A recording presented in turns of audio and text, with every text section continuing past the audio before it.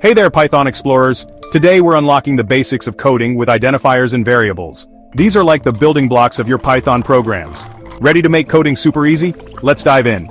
First, identifiers. Think of an identifier as a name you give to things in your code, like a label on a toy. It could name a variable, a function, a class, an object, or more.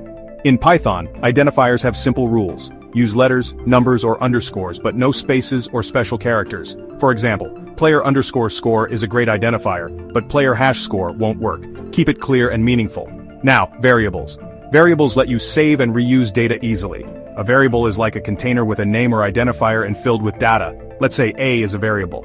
You store data inside it. It can be numbers or words or any other data type. Here, a memory storage unit named A holds the value 28.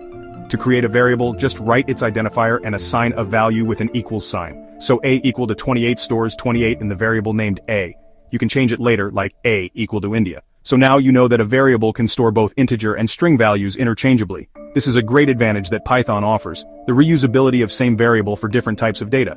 This is so because Python is a type infer language and smart enough to infer the data type stored within a variable. Python variables do not need explicit declaration to reserve memory space. The declaration happens automatically when you assign a value to a variable. The equal sign is used to assign values to variables. The operand to left of equals operator is the name of a variable. And the operand to right of the equals operator is the value stored in the variable. That's it for identifiers and variables, your first step to coding magic. Try making your own variables with proper identifiers, like one for your favorite color, food, and so on. Next time, we'll explore the different data types in Python. Subscribe for more Python fun and keep coding.